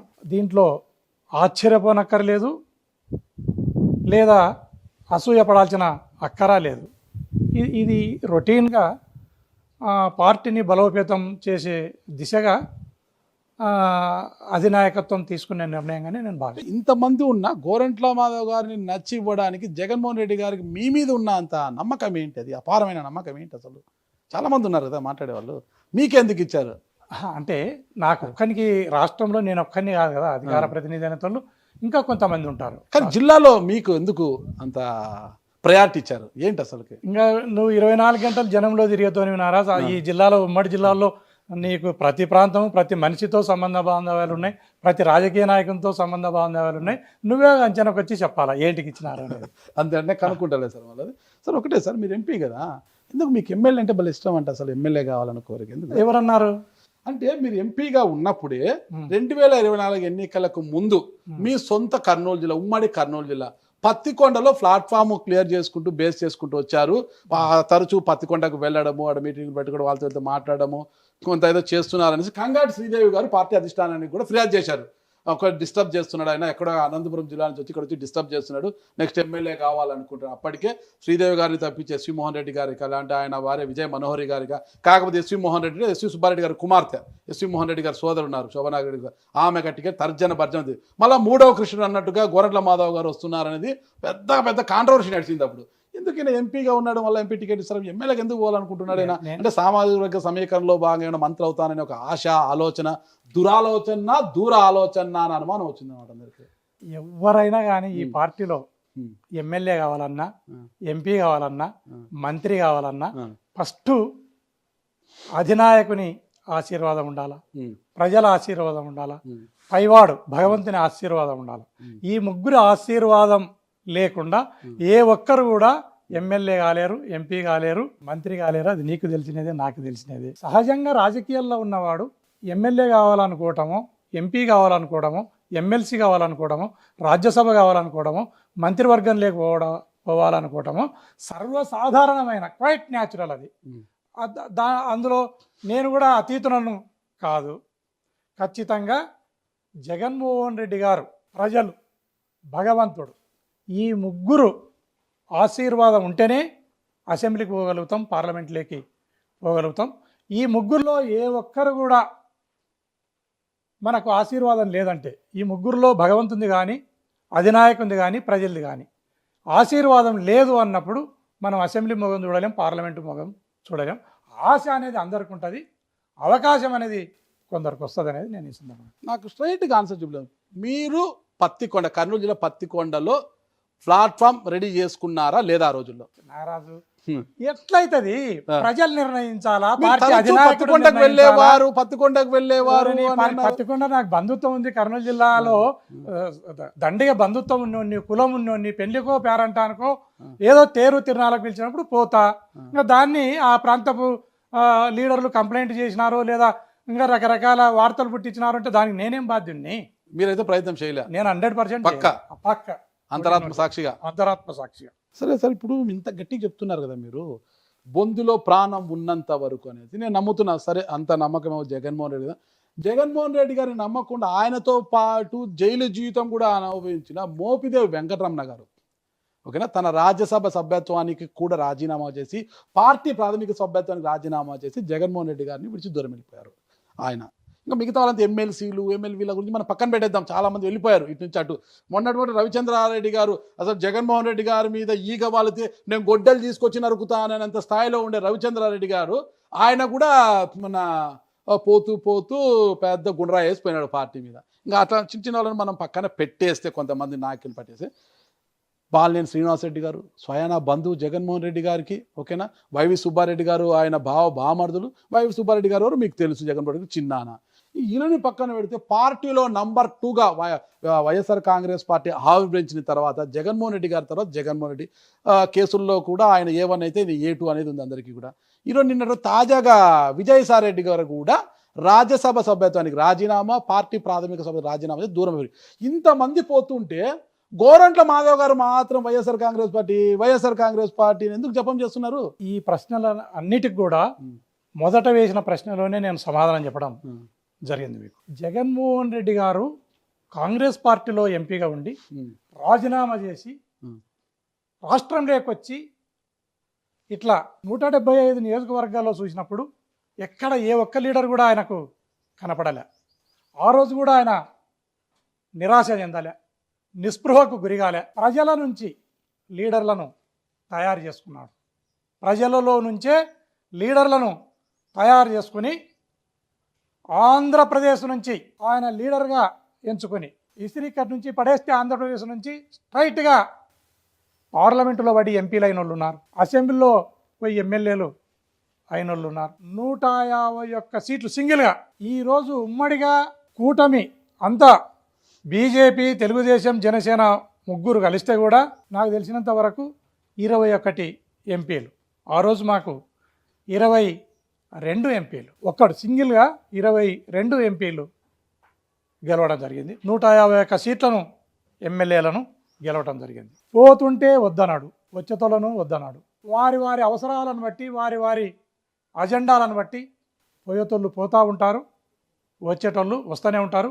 లీడర్లను తయారు చేసుకోవడానికి జగన్మోహన్ రెడ్డికి వెన్నతో పెట్టిన విద్య. ఎంతమంది పోయినా ఆయన నిరాశ నిస్పృహకు గురిగాడు. మీరు విజయసాయిరెడ్డి గారిది అడిగినట్టు చెప్తున్నా. విజయసాయిరెడ్డి గారు ట్వీట్ చేయడం జరిగింది, ప్రెస్లో కూడా మాట్లాడడం జరిగింది. నేను వైఎస్ రాజారెడ్డి గారి దగ్గర నుంచి, దివంగత మహానేత రాజశేఖర రెడ్డి గారి దగ్గర నుంచి జగన్మోహన్ రెడ్డి గారి వరకు వారి కుటుంబానికి నేను ఎంతో కృతజ్ఞతతో ఉన్నాను. వారి కుటుంబం పట్ల నాకు ఎంతో నమ్మకం, విశ్వాసం ఉంది. నేను ఆ కుటుంబం నుంచే ఇంతవరకు ఎదగటం జరిగింది.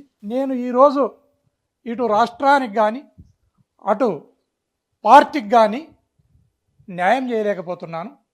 ఈ పరిస్థితుల్లో నాకంటే ఇంకా ప్రతిభావంతులను ఎవరైనా తెచ్చుకొని వాళ్ళను ప్రోత్సహించడం అనేది మంచిదని నేను భావిస్తున్నాను. అందుకోసమే రాజీనామా చేసి నేను వ్యవసాయం చేసుకుని వెళ్తున్నాననే మాటను ఆయన చెప్పడం జరిగింది. అప్పుడు అది ఒక వివాదం లేని అంశంగా మనము భావించాలి. అతను ఇప్పుడు తీసుకున్న ఆయన నిర్ణయాన్ని మనం ఎవరం కూడా అది ఇద్దరి మధ్య, జగన్మోహన్ రెడ్డి గారి మధ్య, విజయసాయి రెడ్డి గారి మధ్య చర్చలు కూడా జరిగింటే మాట్లాడింటారు. లండన్లో చెప్పడం జరిగింది. ఇంకా కొంతమంది మీరు ఎంపీలను కూడా చెప్పడం జరిగింది. ఎంతమంది పోయినా నేను చెప్పేది మళ్ళీ ఒకసారి తెలియజేస్తున్నా, ఈ పార్టీ అనేది సాగు లేని ఒక జీవనది అనేది నేను చెప్పడం జరిగింది. చాలా చెప్పారు. పాండిత్యం, డిగ్రీలో ఉన్న తెలుగు అన్ని కలిపి బాగా చెప్తున్నారు మీరు. ఎందుకంటే ఇంటర్మీడియట్ తెలుగు కదా, మీరు తెలుగుని అట్లే మిక్సీలో వేసి రుబ్బి మింగేసినట్టున్నారు మీరు. 100% ఈ పార్టీ బలోపేతం అవుతూనే పోతుంది. ఇలాంటి పరిస్థితులను ఎన్నో చూసిన వారు జగన్మోహన్ రెడ్డి గారు. పార్టీ ఉచ్చస్థితిలో చూసడం జరిగింది. ఆయన పూర్తి ఇబ్బందికరమైన పరిస్థితులను కూడా పార్టీ ఆయన చూడడం జరిగింది. ఖచ్చితంగా ఈ పార్టీని బలోపేతం చేసుకుంటా ముందుకెళ్తారు. రాబోయే ఎలక్షన్లలో ఖచ్చితంగా ఆంధ్రప్రదేశ్కు ఆయననే ముఖ్యమంత్రి అనేది నా ప్రగాఢ విశ్వాసం. విజయసాయి రెడ్డి గారి గురించి మీరు చెప్పారంట, ఆయన ఏం చెప్పారని నేను దానికి ఒప్పుకుంటాను. ఆయన జగన్మోహన్ రెడ్డి గారు మంచి జరగాలి, మంచి జరుగుతుందని కోరుకుని చాలా చక్కగా చెప్పారు. అదే క్రమంలోనే నరేంద్ర మోడీ గారు అమిత్ షా గారికి నా అభినందనలు, వాళ్ళు చక్కగా చేశారు అదే చెప్పడం ఏంటి, చంద్రబాబుతో నాకు రాజకీయ విభేదాలు తప్పితే వ్యక్తిగత విభేదాలను చెప్పడం ఏంటి, పవన్ కళ్యాణ్ గారు నాకు చిరకాల మిత్రుడు, ఈ అంశాలతో పని లేదు కదా. ఇక్కడ వెళ్తున్నావు వైఎస్ఆర్ కాంగ్రెస్ పార్టీని ఆయన రాశాడు బాగా. ఎప్పుడు మీ తిరుమలార్ గారు అంటారు వైసీపీ వైఎస్ఆర్ కాంగ్రెస్ పార్టీ యువజన రైతు శ్రామిక కాంగ్రెస్ పార్టీ అని ఆయన చెప్తుంటాడు అనమాట. ఆయన అట్లనే ఆయన కూడా క్లియర్గా రాసి లెటర్ పెట్టి ఇచ్చేసి పోవచ్చు. ఇక్కడ ఎందుకు మాట్లాడాలి? నరేంద్ర మోడీ గారిని ఎందుకు తీసుకురావాలి? ఆయన మీ పార్టీ నాయకుడు ఏం కాదు, ఆయన ఉద్దేశ ప్రధాని. అమిత్ షా గారిని ఎందుకు తీసుకురావాలి? ఆయన హోం మినిస్టర్, కేంద్రంలో ఉంటాడు ఆయన 2వ స్థానంలో. ఇక్కడ చంద్రబాబు గారితో రాజకీయ విభేదాలు తప్పితే వ్యక్తిగత విభేదాలు కథ ఏంటి? పవన్ కళ్యాణ్ గారు నా చిరకాల మిత్రుడు. పవన్ కళ్యాణ్ గారు మీరే కదా తిట్టింది, తిట్టి పెడుతుంది కదా 4 పెళ్లిళ్ళు, ఆ పెళ్లిళ్ళు, ఈ పెళ్లిళ్ళని. రాష్ట్రానికి కేంద్రానికి విజయసాయి రెడ్డి గారు అంటే కొంత ఆయన రాజ్యసభ సభ్యుడు, మాకు లీడర్గా ఉన్నాడు. రాజ్యసభలో ఫ్లోర్ లీడరు. ప్రధానమంత్రి గారికి కానీ అమిత్ షా గారు కానీ వాళ్ళ అపాయింట్మెంట్లు దొరకాలన్నా, వాళ్ళ దగ్గర ఏదైనా రిప్రజెంట్ చేయాలన్నప్పుడు ఇతను కూడా పోయేటోడు వచ్చేటోడు, ఆ సంబంధ బాంధవ్యాలు అనకండి, లేదా హ్యూమన్ రిలేషన్లో ఒక పెద్ద మనిషిగా, ఒక జెంటిల్మెన్గా ఆ మాటను మాట్లాడడంలో తప్పు లేదని నేను భావిస్తున్నాను నారాజ్. అంతే కదా, కృతజ్ఞతలు చెప్పడం అనేది వేరే కాన్సెప్ట్ ఉంది అని నేనైతే భావిస్తాను. మీరు భావించరు కూడా లేదు, ఎందుకంటే మీరు వైసీపీ మీదన్నా జగన్మోహన్ రెడ్డి గారి మీదన్నా అచంచలమైన విశ్వాసంతో చాలా ఉన్నారు. భవిష్యత్తు ఏం నిర్ణయిస్తుందో మనం కూడా చూడాలి. ఓకే, మీరు ఎమ్మెల్యే కావాలి, ఎవరి ఆశీర్వాదం ఉంటేనే వాళ్ళు అసెంబ్లీలోకో పార్లమెంటులోకో లేదా పార్టీ యొక్క ఆశీర్వాదాలు ఉంటే ఎమ్మెల్సీగానో లేదంటే రాజ్యసభకో వెళ్తారన్నమాట. ఇది ఓకే. అయితే ఇటీవల 2024 ఎన్నికల తర్వాత 11 స్థానాలకే పరిమితమైన గోరంట్ల మాధవ్ గారు మాత్రము ఈ పార్లమెంటు పరిధిలో చాలా దూకుడుగా పోతున్నారు. ఇక్కడ వాళ్ళు దూకుడుగా వివరిస్తున్నారు. మరి ఈ దూకుడు బాగానే ఉంది, ఇదంతా పార్లమెంటు వ్యాప్తంగా ఉంటే బాగుంటుంది. ఎందుకో గోరంట్ల మాధవ్ గారు రాప్తాడుపై ఫోకస్ పెట్టారు. మొత్తం ఆయన దృష్టి అంతా రాప్తాడుపై ఉంది, ఒక వర్గాన్ని కూడగట్టేశారు ఈడ అని బయట ప్రచారం జరుగుతుంది. అది సత్యదూరమైన మాట నారాజు. నేను అధికార ప్రతినిధిని అయిన తర్వాత నేను పార్టీ యొక్క ఆలోచన విధానాన్ని లేదా ప్రభుత్వం చేసే తప్పులను క్షుణ్ణంగా అధ్యయనం చేసి ఎప్పటికెప్పుడు ఎండగట్టడం అనేది నా ప్రాథమిక విధి. అదే కాకుండా నేను ఈ పార్లమెంటు మెంబర్గా, హిందూపురం పార్లమెంటు మెంబర్గా చేయడం జరిగింది. రాప్తాడు నియోజకవర్గం హిందూపురం పార్లమెంటులోకి వస్తానని మీ అందరికీ తెలిసిన విషయమే. మనకు అనంతపురం టౌన్ ఆనుకొని మొదలవుతుంది హిందూపురం పార్లమెంట్, రూరల్ కాడ నుంచి మొదలవుతుంది. ఇక్కడి నుంచి మొదలు కావటం అనుకో, లేదా దగ్గర మండలాలు కూడా దగ్గర ఉండటం అనుకో, కొంత వేరే నియోజకవర్గాల కంటే ఈ నియోజకవర్గాలతో ప్రజలతో కొంత సంబంధ బాంధవ్యాలు మెరుగ్గా ఉన్నది వాస్తవం. ఇక్కడ ఎప్పుడైనా రొటీన్గానే ఏదైనా కార్యక్రమాలకు పోవాల్సి వచ్చినప్పుడు కొంచెం ఈజీ యాక్సెస్ ఉంటుంది. అందువల్ల అనుమానం కానీ లేదా ఈ ప్రచారం కానీ లేదా ఈ రకమైన దుష్ప్రచారం కానీ జరుగుతూ ఉందని నేను భావిస్తాను. అది మీరు అనుకుంటారు, కానీ బయట ఒకటే రచ్చ జరుగుతోంది. అంటే గత 6 నెలల అంటే ఎన్నికలు అయిపోయిన తర్వాత ధర్మవరంలో కేతిరెడ్డిని తప్పించి గోరంట్ల మాధవ్ గారిని ధర్మవరంలోకి దింపడానికి తోపుదుత్తి ప్రకాష్ రెడ్డి గారు వెనక నుంచి మంత్రాంగం చేస్తున్నారు. అప్పుడు పెద్ద చర్చలు జరిగాడు, అంతా కూడా చాలా ఎత్తున వార్తలు కూడా బయటకు వచ్చాయన్నమాట. అయితే అదే మీదేమో అని చూస్తే తీరా చూస్తే తోపుదుత్తి ప్రకాష్ రెడ్డి కిందనే బాంబు పెట్టేసేసాడు గోరంట్ల మాధవ్, ఆయన కేసులు పెట్టాడు అంటున్నారు అందరూ కూడా. అంటే ఎవరైతే మొదటి నుంచి ప్రకాష్ రెడ్డిని కావచ్చు, తోపుదుర్తి కుటుంబాన్ని వ్యతిరేకిస్తున్నారు, అన్నదమ్ములను వ్యతిరేకిస్తున్నారో, ధనంజయ యాదవ్ కావచ్చు, ఇట్లాంటి వాళ్ళు చాలా మందిని కూడా మీరు పోగు చేసుకొని, కురుబ కృష్ణప్పన్ గారిని కూడా మీ వైపు తిప్పుకొని, మొత్తం అంతా ఒక గ్యాంగ్ వేసుకొని ప్రకాష్ రెడ్డి వర్గాన్ని చీల్చి మరీ మీరు ఇక్కడ ఒక గ్యాంగ్ని ఏర్పాటు చేసి, ముఖ్యంగా అయితే అనంతపురం రూరల్ ఒకవేళ బైఫర్కేషన్ జరిగితే గిన లేదా రాప్తాడా ఏదో ఒకటి జరగాలి, కొడితే అసెంబ్లీలో కూర్చోవాలంటే కసితో పనిచేస్తున్నారు అంటున్నారు. నేను రొటీన్గా నాకు అప్పచెప్పిన బాధ్యత, పార్టీ ఏమి బాధ్యతను అప్పచెప్పిందో ఆ బాధ్యతలను విస్మరించకుండా నేను ప్రజల్లోకి వెళ్తున్న సంగతి అయితే నిజమే. ఇప్పుడు మీరు రాప్తాడు అంటున్నారు. నిన్న కర్నూలు జిల్లా ఆలూరులో ఒక ఫీల్డ్ అసిస్టెంట్ను తెలుగుదేశం పార్టీకి సంబంధించిన వాళ్ళు నరికి చంపితే నేను అక్కడికి పోయి ఆ కుటుంబాన్ని పరామర్శించడం జరిగింది. ఆ కుటుంబానికి కొంత మద్దతును ప్రకటించడం జరిగింది. అక్కడ కార్యకర్తలకు కొంత మనోధైర్యాన్ని నింపడం కూడా జరిగింది నారాజు. మళ్ళా ఇప్పుడు అక్కడ ప్రజలు కూడా ఆ రకంగా నేను కన్నా ఎక్కడ పోతే ఈ నియోజకవర్గాన్ని ఆశించి వస్తున్నాడు గోరంట్ల మాధవ్ అనుకుంటే అది నేనేం చేస్తాను. ఉమ్మడి జిల్లా ఇక్కడ పార్లమెంట్, ఇంత పెద్ద పార్లమెంట్ ఉండగా రాప్తాడు మీద ఎందుకు ఫోకస్ పెట్టారు ఈయన? అవతల నుంచి వస్తున్న వాదన ఏంటంటే తోపుదుర్తి కుటుంబాన్ని అభిమానించే వారి వర్గం నుంచి తోపుదుర్తి ప్రకాష్ రెడ్డి గారు ఎన్నోసార్లు ఆయన వెనక్కి వేసుకుంది. ఆయన విమర్శించడం పార్టీ దగ్గరికి వెళ్ళి, లేదండి చాలా మంచోడండి, ఆయన ఉత్తముడు అండి, ఆయన కమల్ హాసన్ లా అమాయకుడు అండి అని చెప్పి వెనకేసుకొచ్చాడు ఆ రోజు. మరి ఈ రోజు ఇదే గోరంట్ల మాధవ్ తోపుదుర్తి ప్రకాష్ రెడ్డి ఎందుకు ములిగి కొడుతున్నాడు అంటున్నారు. నాగరాజు, నువ్వు నీకు తెలిసినంత వరకు నేను ఇంకొకరు వచ్చి నన్ను ప్రొటెక్ట్ చేసే అంతటి ఈ స్థాయికి నేను నేను నమ్మను. నా వ్యక్తిగతమైతే నేను నమ్మను, నా వ్యక్తిగతంగా నమ్మను, కానీ బయట ఉండే విచారణ ఉండని నారాజ్. నేను వ్యక్తిగతంగా చాలా బలవంతుని, నేను దుర్బలమైన మనిషిని కాదు, లేదంటే పారిపోయే వ్యక్తిని కాదు. అది మీ అందరికి తెలిసిన విషయమే నారాజ్. నన్ను ఇంకొకరు ప్రొటెక్ట్ చేయడం అనేది, ఇంకొకరికి ప్రొటెక్ట్ చేసే అవకాశాన్ని నేను 100% ఇవ్వను నారాజ్. నా పనులను నేను చేసుకుంటా పోతా. ఏదైనా కష్టం కానీ నష్టం కానీ సుఖం కానీ దుఃఖం కానీ నేను అధినాయకునికి స్వయంగా చెప్పుకునే శక్తి సామర్థ్యాలు నాకున్నాయి. నేను ఆ రకంగా పోతా తప్ప ఇంకొకరి దయాదాక్షిణ్యాలపైన నేను ఆధారపడననేది ఈ సందర్భంగా మీ ద్వారా ప్రజలకు తెలియజేస్తున్నాను. హిందూపురం పార్లమెంట్ హిందూపురం పార్లమెంట్లో 7 మంది ఎమ్మెల్యేలు ఉన్నారు, కానీ మొదటి నుంచి ప్రకాష్ రెడ్డి గారు మీరు చాలా సఖ్యతగా ఉంటారు.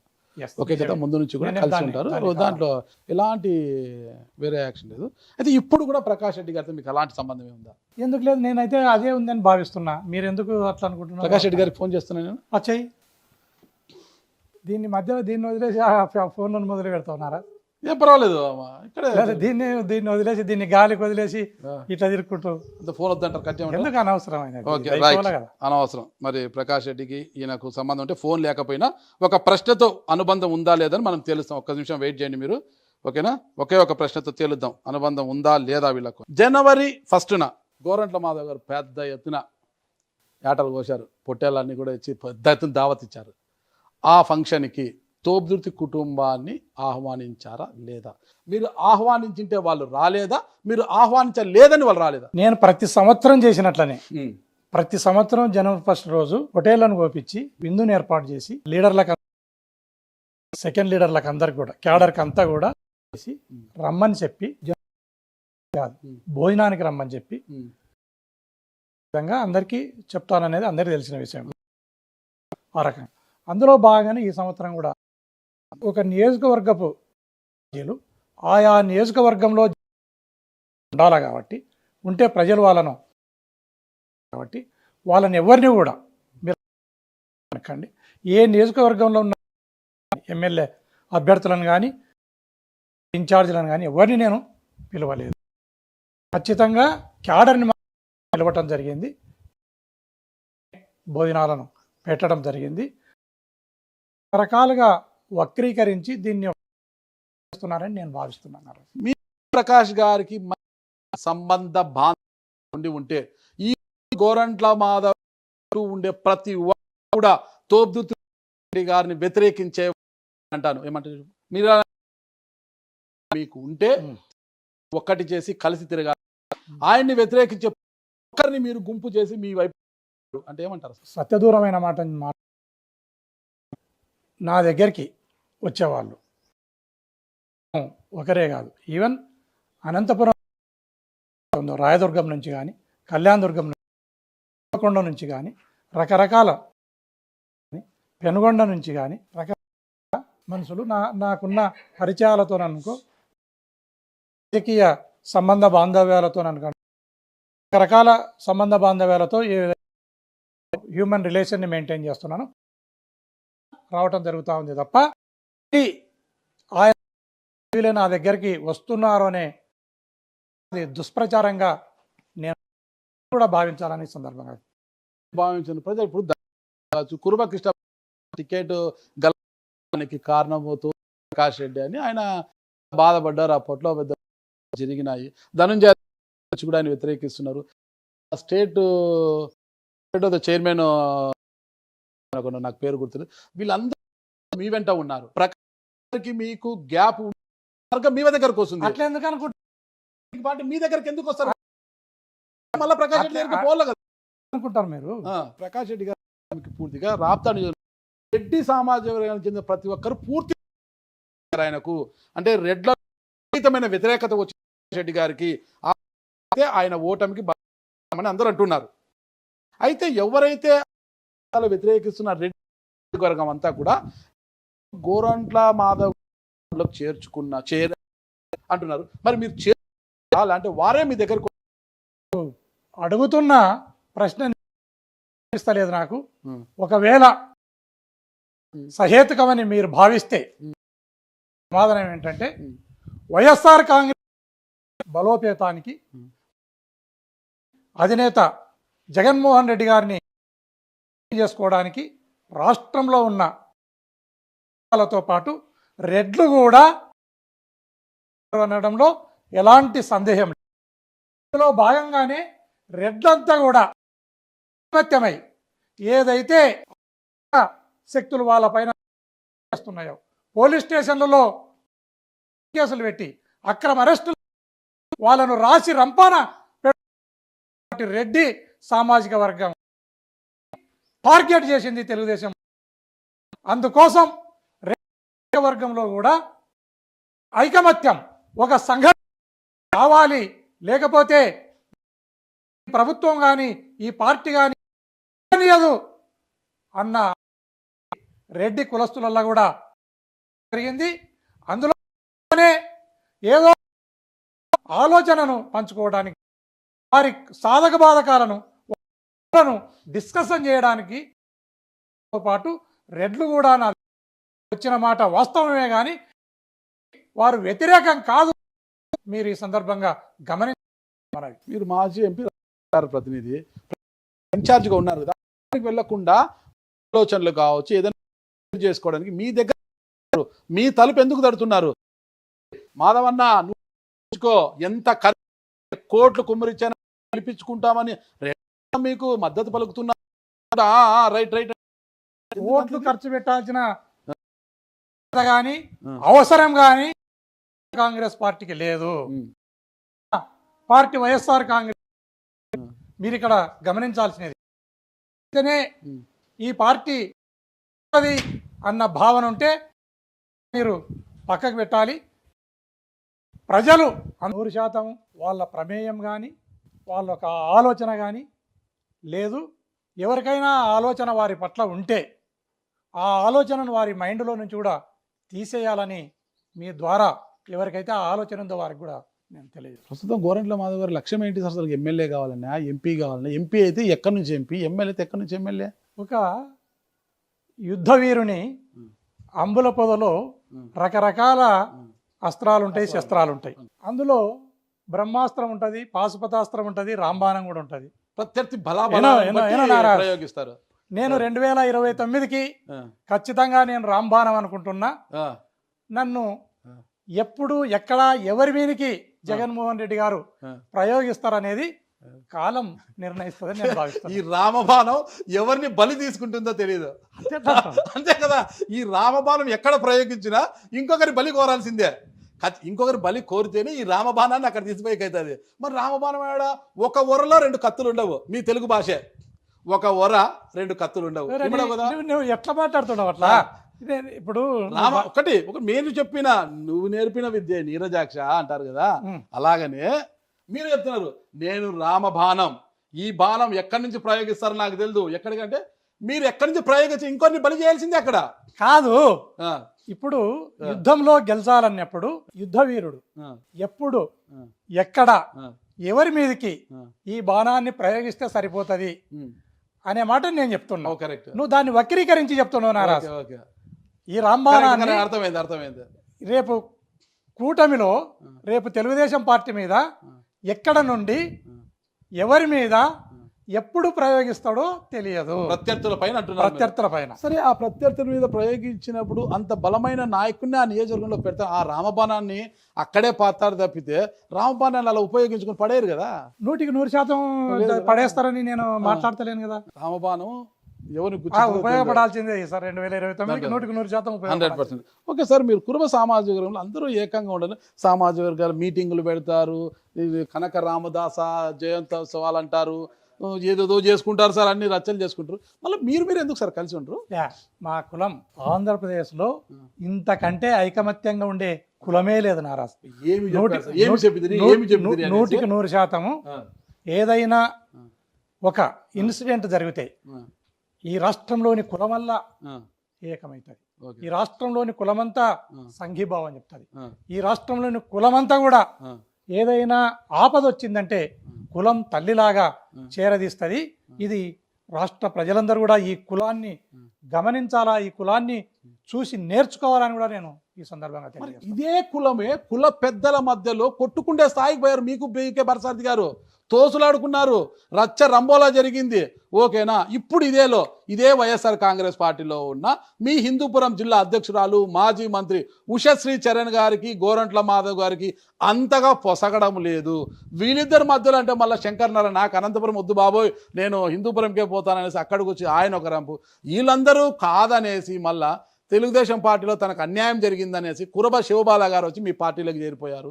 ఇంతమంది కురబలు ఎలా అసలు ఇవి క్వైట్ న్యాచురల్. ఇప్పుడు ఈవెన్ అన్నదమ్ముల మధ్య కూడా, ఒక ఇంట్లో అన్నదమ్ముల మధ్య కూడా కొన్ని అంశాల వారీగా కొన్ని విభేదాలు కానీ కొంత ఇబ్బందులు కానీ రావచ్చు. ఆ వచ్చినప్పుడు ఏ రకంగా పరిష్కారం చేసుకోవాలనేది కూడా కుటుంబమే నిర్ణయిస్తుంది. అదే రకంగానే కులంలో కూడా, కుల పెద్దల్లో కూడా, కులంలో ఉన్న లీడర్లలో కూడా అలాంటి అభిప్రాయ భేదాలు వచ్చి కొంత గ్యాప్ రావచ్చు తప్ప అది శత్రుత్వం కాదనేది మీరు గమనించాలి. సరే, మరి మీ పార్టీ ఈ వ్యవహారాన్ని పక్కన పెడితే ఇప్పుడు ప్రస్తుతం తెలుగుదేశం పార్టీ అధికారంలోకి వచ్చి 7 నెలలు పూర్తి 8 నెలలు కావస్తుంది. మరి కూటమి ప్రభుత్వ పాలన పైన మీ కామెంట్ ఏంటి? అసలు కూటమి ప్రభుత్వం అనేది ఒక అట్టర్ ఫ్లాప్. ఇది ఏమాత్రం కూడా ప్రజలకు ఆమోదయోగ్యంగా పరిపాలన చేస్తలేదనేది తేలిపోయింది.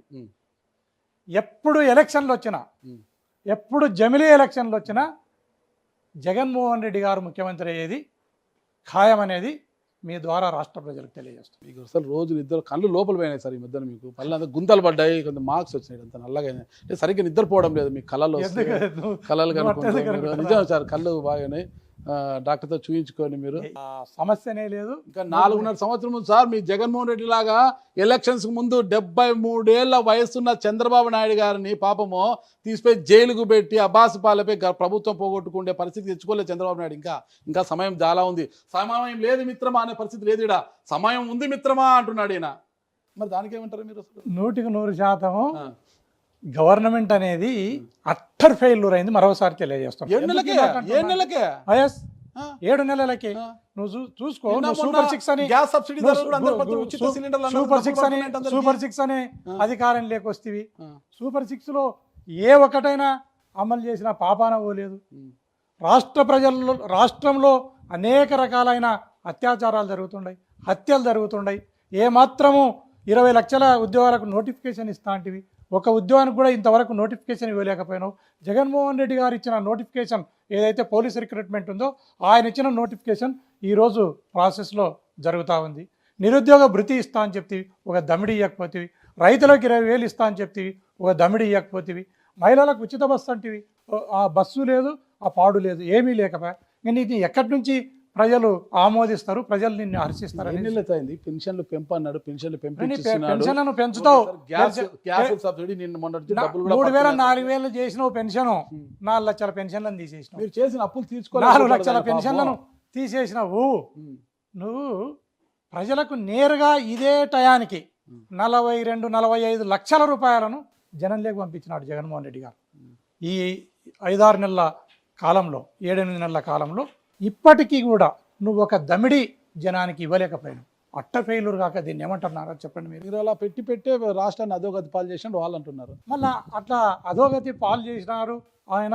నేను ఈ హామీలను ఇవ్వకూడదని ఇంకిత జ్ఞానం మీకు అవసరం లేదు. అప్పుడు వెల్ఫేర్ అమలు చేయడానికి ఆయన ఒక ప్రణాళిక చేస్తున్నారు, కమిటీలను వేశారు, చేస్తావు. 8 నెలలు అయితే కూడా ఇంకా కమిటీలను వేస్తా, ఇంకా నెక్స్ట్ ఇయర్ అమలు చేస్తా. ఈ సంవత్సరం ఏమైపోవాలో చెప్పండి, ప్రజలు ఏమైపోవాలి? ఒకవేళ జగన్మోహన్ రెడ్డి గారు మిమ్మల్ని నచ్చి మెచ్చి మీరైనే గట్స్ ఉన్న వీరుడు ఎదుర్కోగలరు, రాప్తాడు నుంచి మిమ్మల్ని బరిలోకి దింగితే 2029లో రాప్తాడు నుంచి మీరే ఎమ్మెల్యే అభ్యర్థి అయితే పరిటాల కుటుంబాన్ని ఢీ కొట్టి బరిలో నిలబడగలరా?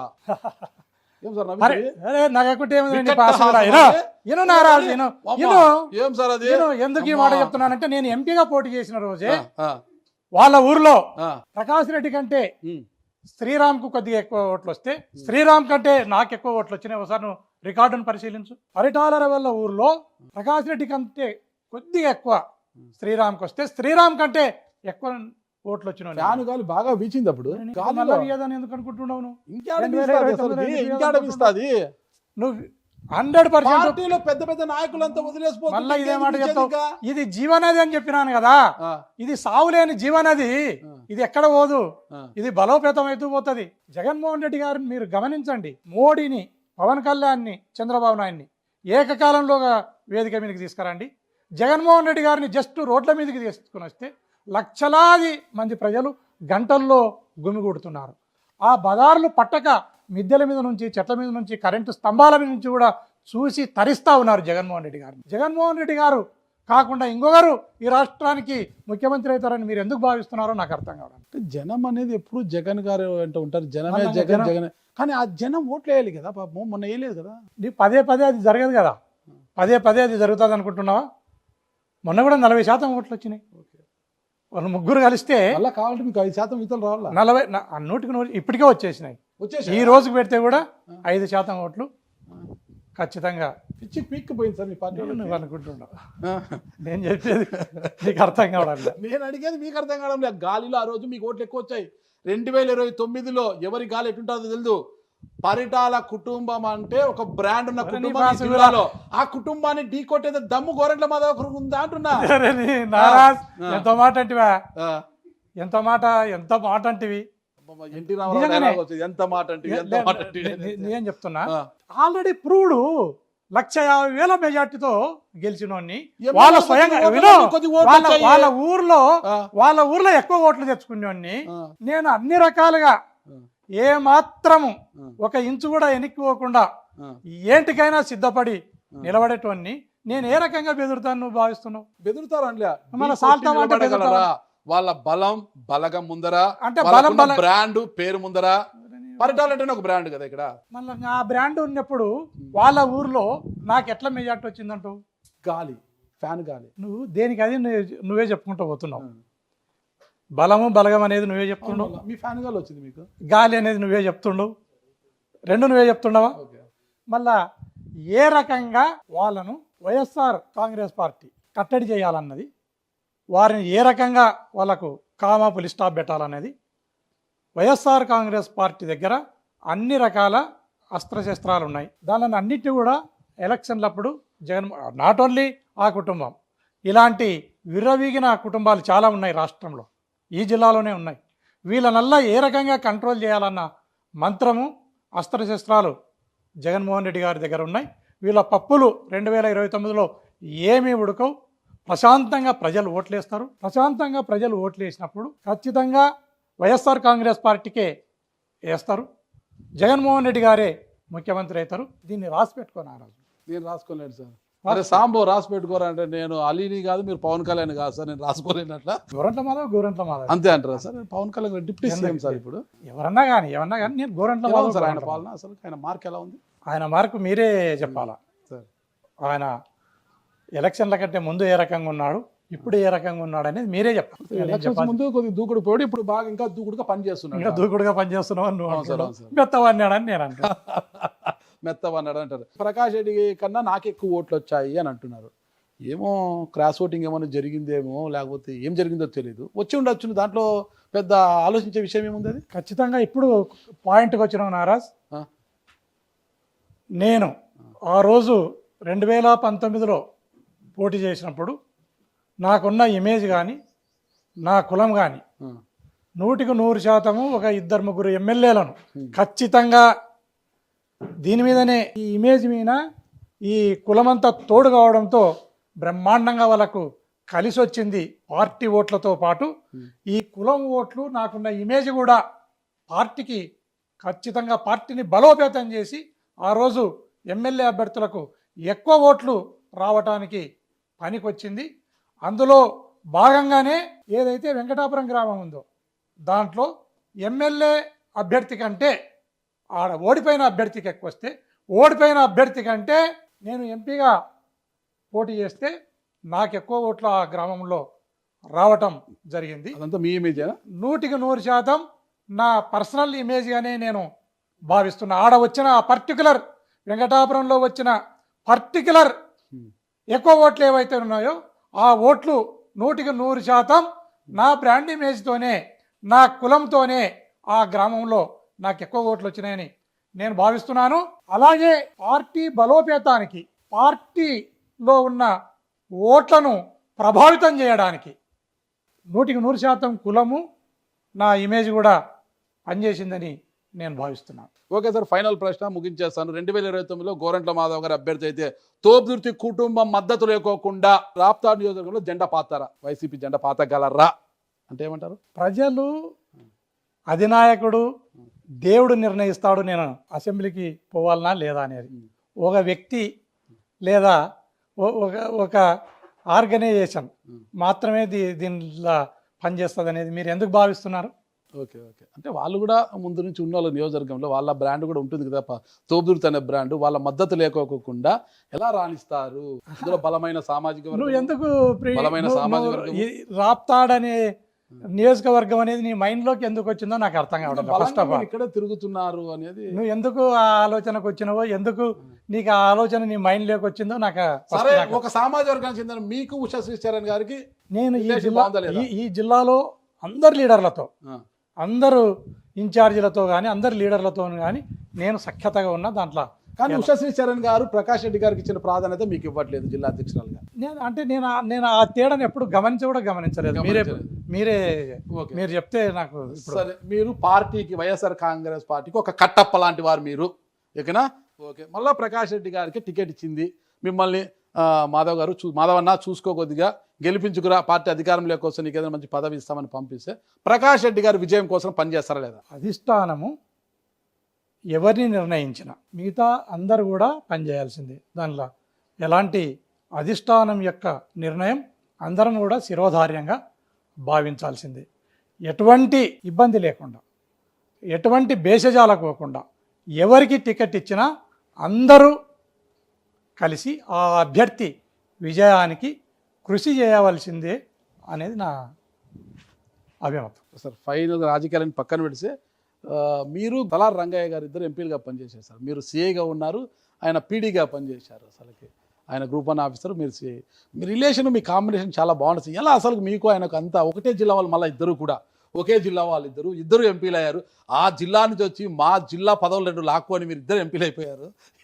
మా వాళ్ళకి రావాల్సిన పదవులు 2 మీరు తీసేసుకుని అని ఇద్దరు అలా అంత రిలేషన్ ఎలా ఉంటారు సార్? ఆయన మిమ్మల్ని మాధవ్ని పేరు పెట్టి పిలుస్తారు కదా, ఆయన మీరేమో సార్ సార్ సార్ అని మాట్లాడతారు. భలే ఉంటుంది సార్ మీ అసలుకి మీ కాంబినేషన్, మీ ఇద్దరు ఇది ఎలా? అది రొటీనే, ఏం దాంట్లో నాకు నిజంగానే అతను ఈ సమాజం పట్ల ఉన్న నిబద్ధత కానీ, అతని ఆలోచన విధానం కానీ, అతని తెలివితేటలు కానీ, అతని సంస్కారం కానీ అన్నీ కూడా నేను కొంత అతన్ని అభిమానిస్తా. అది నాకున్న పర్సనల్ ఒపీనియను. నా పట్ల కూడా ఆయన అట్లానే ఉన్నాడని 100%. ఎందుకంటే నాకు రంగయ్య గారితో మంచి పరిచయం ఉంటుంది. రంగయ్య గారితో 2-3 సార్లు మీ విషయం ప్రస్తావించారు. ఏంటి సార్, మాధవ్ గారు సార్ గురించి ఏదో కామెంట్స్ ఇస్తున్నాయి, ఏం సార్ చెప్పండి సార్ అంటే, నాగరాజ్ ఒక రెడ్డో ఇంకోరో తప్పు చేస్తే నువ్వు అడుగుతావా? ఒక బీసీ బతకనియండి, ఏదో ఏం చేసినాడు చెప్పు నాగరాజ్. మీకు అదే అవునా, మా బీసీలే కనిపిస్తారా మీకు, వేరే వాళ్ళు కనిపిరాయా మీకు? నాతో వాదించాడు. సార్ నేను అట్లా అనడం లేదు సార్, నాకు తెలిసిన విషయం మీకు చెప్తున్నాను సార్, కొంచెం చెప్తారు మీరు, మీరిద్దరు బాగుంటారంటే. మాధవ్ తన పని తాను చేసుకొని పోతున్నాడు. ఒక బీసీ కాబట్టి మీకు చిన్నగా కనిపిస్తాడు, ఆయన నాతో వాదించేవాడు. ఆయన అరే ఏంటి ఇంత కన్సర్న్ ఏంటి మాధవ్ గారి మీద ఈయనకు అని నాకు ఒక అనుమానం అన్నమాట. ఇంత కన్సర్న్ నాకు చాలా రిలేషన్ ఆయనతో, నాతో వాదించాడు. ఒక బీసీని ఎదగరయ్యా మీరు, ఇట్లా మాట్లాడతారా అని నాతో అనేవాడు. అసలు మీ బాండింగ్ ఏంటి అనేసి. అసలు ఆయన కమిషనర్గా, నేను ఇన్స్పెక్టర్గా ఈ అనంతపురం టౌన్లో పనిచేయడం జరిగింది. అప్పటి నుంచి కూడా ఆయన ఆలోచన విధానం అన్న, ఆయన నిబద్ధత అన్న, ఆయన అప్రోచ్ అన్న, ఇవన్నీ కూడా నన్ను కొంత ప్రభావితం చేయడం జరిగింది. నేను ఆయన పట్ల చాలా గౌరవం కలిగి ఉంటా. ఆయన కూడా నా పట్ల అదే గౌరవం కలిగి ఉంటాడని నేను ఫైనల్ ఒకటి సార్. లోకేష్ గారు పాదయాత్ర చెప్పారు కదా, రెడ్ బుక్ ఒకటి ఉంది. రెడ్ బుక్లో ఏమైనా గవర్నమెంట్లో మాధవ్ గారి పేరు ఉంటుందా? అతన్నే అడగాలబ్బా. మీకేం డౌట్ లేదు కదా? నాకేం డౌట్ లేదు. ఏం భయం కానీ? ఓకే, భయానికి మీనింగే మీకు తెలియదు. లేదు, ఈ జిల్లా ప్రజలకు ఎప్పటికీ మీరు హీరో కావాలనే ఉండాలని కోరుకుంటున్నా. మిమ్మల్ని హీరోగా భావించే వారి కోసం గోరంట్ల మాధవ్ గారు మా సుమన్ టీవీ నుండి ఏ సందేశం ఇవ్వబోతున్నారు? మీ సుమన్ టీవీ నుండి జిల్లా ప్రజలకు, రాష్ట్ర ప్రజలకు అందరికి కూడా, అదేవిధంగా వైఎస్ఆర్ కాంగ్రెస్ పార్టీ కార్యకర్తలకు, లీడర్లకు అందరికి కూడా ఈ సందర్భంగా నేను ఏం తెలియజేస్తున్నానంటే, ప్రభుత్వం పెట్టే తప్పుడు కేసులకు కానీ, అక్రమ అరెస్టులకు కానీ ఏమాత్రం భయపడకండి. గ్రామాలలో అధికార పార్టీలో ఉన్న వాళ్ళు ఎవరైతే ఉన్నారో మన పార్టీ కార్యకర్తలను, లీడర్లను రకరకాలుగా పొలాల దగ్గర కానీ, బోర్ల దగ్గర కానీ, లేదా ఎండిఓ ఆఫీస్కి పోతే, ఎంఆర్ఓ ఆఫీస్ దగ్గరికి పోతే, పోలీస్ స్టేషన్లకు పోతే ఇబ్బంది పెట్టడానికి ప్రయత్నం చేస్తారు. ఎవరు నైతికంగా మొరైల్ డౌన్ కానక్కర్లేదు. తొందరలోనే మనకు మంచి రోజులు వస్తున్నాయి. మన జగన్మోహన్ రెడ్డి గారు ముఖ్యమంత్రి కాబోతున్నాడు. మన కష్టాలన్నీ కూడా తీరుతాయి. అంతవరకు అప్రమత్తంగా ఉండండి. జాగ్రత్తగా ఉండండి, పార్టీని బలోపేతం చేసే దిశగా వెళ్ళండి అని మీ ద్వారా రాష్ట్రంలో ఉన్న వైఎస్ఆర్ కాంగ్రెస్ పార్టీ కార్యకర్తలకు, లీడర్లకు, క్యాడర్కి తెలియజేస్తున్నాను. Thank you sir. ఇది మన మాజీ ఎంపీ వైఎస్ఆర్ కాంగ్రెస్ పార్టీ గోరంట్ల మాధవ్ గారు చెప్తుంది. ఉందిలే మంచి కాలం ముందు ముందునా అని ఆయన పాట పాడుతున్నాడు. ఆ మంచి కాలం ఏదో, అది మంచి కాలమా ముంచే కాలమా అనేది కూడా మనం వేచి చూద్దాం. అంతవరకు సెలవు తీసుకుంటాం. థ్యాంక్ యూ సార్, నమస్తే.